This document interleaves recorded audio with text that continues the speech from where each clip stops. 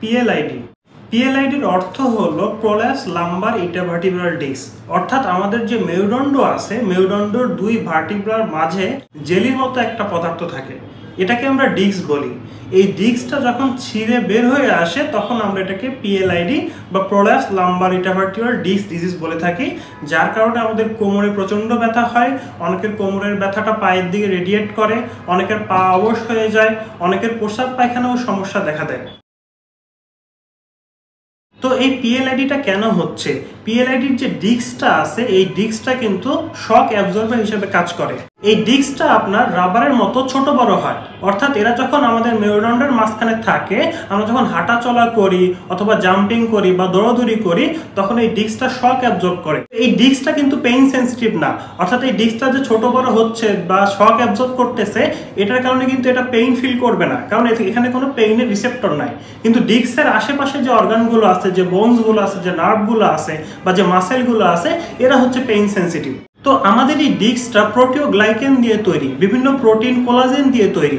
আমাদের যখন বয়স বাড়তে থাকে তখন এই কোলাজেনগুলো রিপেয়ার হয় না, কোলাজেনগুলো ভাঙতে শুরু করে। অর্থাৎ বয়স বাড়ার সাথে সাথে আপনার ডিস্কের প্রোটিনের পরিমাণ কমে যায়, যার কারণে এটা দুর্বল হয়ে যায়। এখন এই দুর্বল অবস্থায় যখন আপনি এই ডিস্কের উপরে বেশি প্রেসার দিবেন, তখন এই ডিস্কটা ছিঁড়ে যায়। ছিঁড়ে গেলে কি করে? এই ডিস্কটা আমাদের আশেপাশের নার্ভ, আমাদের আশেপাশের বোনসকে আঘাত দেয়।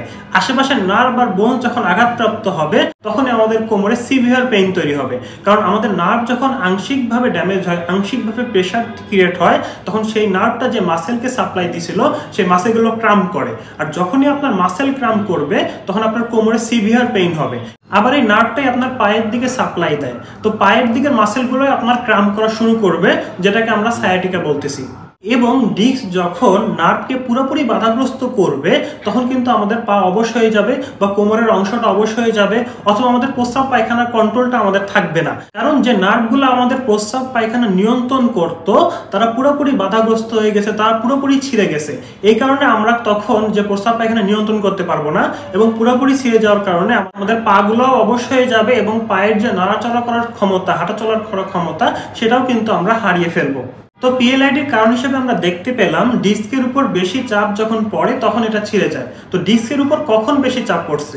ডিস্কের উপর চাপটা তখনই বেশি পড়ে যখন আপনার ডিস্কের আশেপাশের যে মাসেলগুলো আছে, এই মাসেলগুলো দুর্বল থাকে, উইক থাকে। মাসেলগুলো দুর্বল, উইক থাকলে, মাসেলগুলো ঠিকমতো কন্ট্রাক্ট না করলে ডিস্কের উপর বেশি প্রেশার পড়ে। আর এই বেশি প্রেশার পড়ার কারণেই কিন্তু আপনার ডিস্কটা ছিঁড়ে যাচ্ছে। এছাড়া আপনার শরীরে যদি ওজন বেশি থাকে, আপনার শরীরে ওজন যত বেশি হবে, ততই কিন্তু ডিস্কের উপর বেশি প্রেশার পড়বে, সেই কারণে কিন্তু ডিস্ক ছিঁড়ে যেতে পারে। তো পিএলআইডি চিকিৎসার ক্ষেত্রে আপনারা ওজন কমাবেন, আপনারা এক্সারসাইজ করবেন, যাতে আপনার পিএলআইডির আশেপাশে যে মাসেলগুলো আছে সেগুলো শক্তিশালী হয়। শক্তিশালী হলে আপনার ডিস্কের উপর কম প্রেশার পড়বে, আপনার ডিস্কে ছিঁড়ে যাওয়ার সম্ভাবনা কমে যাবে। এখন কারো যদি পিএলআইডি হয়ে যায়, সেক্ষেত্রে আপনারা কি চিকিৎসা নেবেন?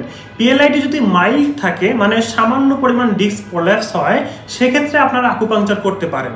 আমরা আকুপাংচারের মাধ্যমে আপনার যে ডিস্কের আশেপাশে যে মাসেলগুলো আছে, এগুলোর উপরে সুই দিয়ে দেব স্পেসিফিক পয়েন্টে। এদের মধ্যে সুই দিয়ে দিলে যে মাসেলগুলো কন্ট্রাক্ট করছে, যার কারণে আপনি পেইন ফিল করতেছেন, সেই কন্ট্রাক্টেড মাসেলগুলো রিল্যাক্স হয়ে যাবে। যখন মাসেলগুলো রিল্যাক্স হয়ে যাবে, আপনার যে ডিস্কটা মাইল্ড বের হয়ে গেছিল, ওটা কিন্তু তার আগের জায়গায় চলে যাওয়ার একটা চান্স থাকবে। আগের জায়গায় চলে না গেলেও আপনার পিএলআইডির কারণে যে সিভিয়ার পেইন, যে সিভিয়ার অবশ হয়ে যাওয়া, এগুলো কিন্তু আকুপাংচারের মাধ্যমে পুরোপুরি দূর করা সম্ভব। তবে যদি পিএলআইডি সিভিয়ার হয়, যেখানে আপনাদের প্রস্রাব পায়খানা কন্ট্রোল রাখতে পারতেছেন না, বা আপনার পা পুরোপুরি অবশ হয়ে গেছে, চলতে পারছেন না, তখন কিন্তু আর আকুপাংচার দিয়ে লাভ নাই, তখন আপনাকে সার্জিক্যাল প্রসিডিওরে আগাতে হবে। অথবা আপনারা মাইল্ড টু মডারেট পিএলআইডির ক্ষেত্রে ফিজিওথেরাপিও করতে পারেন। আমরা পিএলআইডি পেশেন্টের ক্ষেত্রে আকুপাংচারের পাশাপাশি কিন্তু ফিজিওথেরাপি, কাপিং, কাইরোপ্র্যাকটিকও করে থাকি। অর্থাৎ যে ট্রিটমেন্টটা নিলে আপনার ডিস্কটা তার আগের জায়গায় চলে আসবে, আপনি স্বাভাবিকভাবে চলাফেরা করতে পারবেন, আপনার সিভিয়ার যে মাসেল স্পাজম বা ব্যাক পেইন যেটা চলে যাবে, আমরা সবগুলো ট্রিটমেন্টই অ্যাপ্লাই করে থাকি। তো আপনারা যারা এই ধরনের পিএলআইডি সমস্যায় ভুগতেছেন, দীর্ঘদিন ধরে কোমর ব্যথায় ভুগতেছেন, তারা কিন্তু আকুপাংচার পাশাপাশি ফিজিও বা কাইরো নিতে পারেন। ইনশাআল্লাহ, আল্লাহর রহমতে আমরা আপনাকে পুরোপুরি সুস্থ করতে পারবো।